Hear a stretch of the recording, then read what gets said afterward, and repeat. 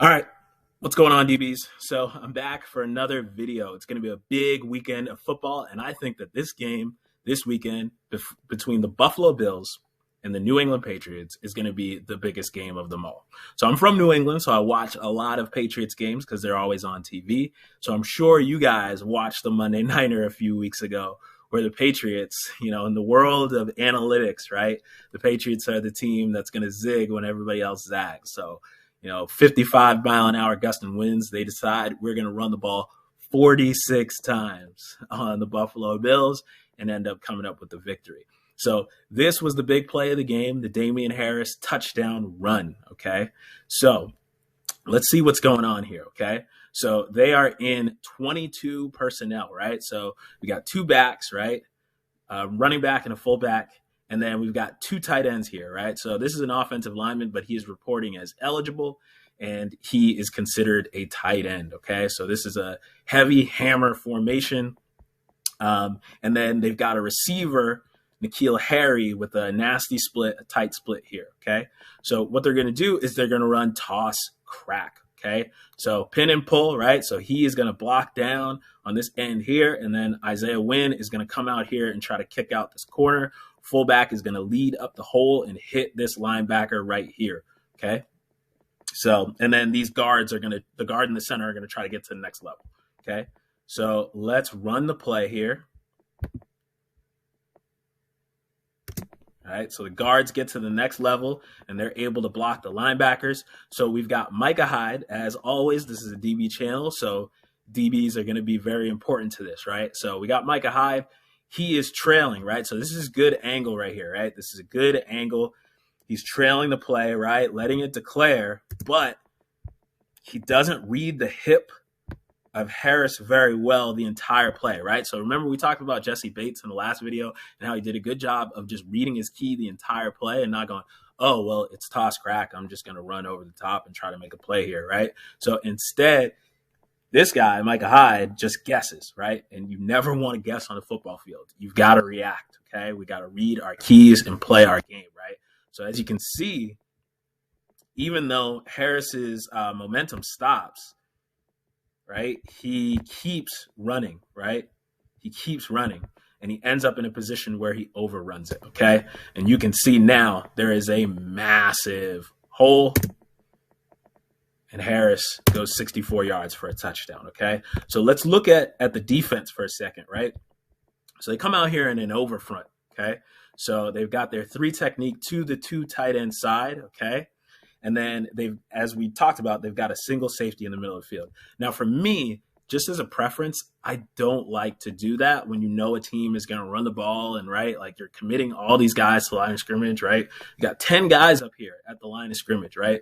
So I have a preference of moving this corner back and having him stack over the tight end or in this gap here, right? And then read it, right? Because if you end up getting like a vertical concept, he's going to be able to defend it. If he ends up going to the flat, well, you've got this guy out here, right? So I don't really like to put everyone up at the line of scrimmage, okay? I have a preference for putting someone back here. And it still would be gap sound, right? So we can take a look. If you take him out of the equation and move him back, he would have this gap, right? He would have this gap. Linebacker would have this gap. He would have this gap. He would have that gap, right? And then over here, right, he would have this gap. He would have this gap. He would have this gap. And he would have this gap, right? So if you do it that way, then you don't have everyone committed. And watch. Imagine if this guy is lined up back here. What happens, right? So Hyde overruns it. But he would be trailing, pursuing the play, and he would be right about here on the logo, right? So he would be cutting back into this alley, and then we would have a player in the alley. It would still be a big gain, but it wouldn't be a 64-yard touchdown run, right? So they ended up getting gashed on this play, right? And that's just a personal preference. Everybody defends it differently. Everybody does, has different strategies for how they want to defend plays. Me personally, I from time to time, you can do that, but I wouldn't want to live that way, right? I would not want to live with 10 guys up at the line of scrimmage consistently, right? If we've got all of our gaps covered, we should be able to do our thing and play football, okay? So let's watch the next play. So we fast forward, the Patriots go on a bye, and now they're on defense. And they're in a situation where they need to get a stop. I believe this is a second down play. Right before the 2-minute warning, the Patriots are in a one-possession game. They want to get the ball back and either get a field goal to tie or a touchdown to win. And the Patriots defended a little bit differently, right? So they come out in a bear front, a true bear front, okay? So as we can see, we got a 0 here. We got a 3 technique here. He looks like he's in a 4-eye, but like this is a true bear front. And it's a similar formation from the offense, but not the exact same formation. So it's 13 personnel, right? So we've got 3 tight ends, 1, 2, 3. And then we've got 1 running back here. And then I think there's a receiver split out over here. So it's a heavy open formation. So what ends up happening is a different play, not the same play. They run duo. So we can see, right, double team here, right? And we've got McCourty back here as the single safety, reading it. He comes down and he takes a really good angle, right? We talked about we don't want to overrun it, right? We don't want to scream down here into this gap. We want to let it declare, let things clear up, and then come down and try to make a play. So he's in a good spot, but let's watch Hightower over here, right? Hightower overruns it, right? He does not do the same good job that McCourty does. He overruns the play, creates just the tiniest bit of a crease. And we all know Jonathan Taylor is the perfect mix of speed, quickness, and power. And he jump cuts, and good night. He's gone, okay? So J.C. Jackson, pretty fast dude. I think he runs like a 4.4, 4.3 or something like that. But Jonathan Taylor also runs a 4.4 or 4.3. They're about even, and he's got to try to get him on an angle. It's just not going to happen, right? It's just not going to happen. So if we go back, though, what did we talk about in the last play, right? If we move this guy back here, right, and have him stacked over this tight end wing, right, what happens? So again, let's look at the gaps, right? So he would have this gap, right? He would have this gap. He would have that gap. He would have that gap.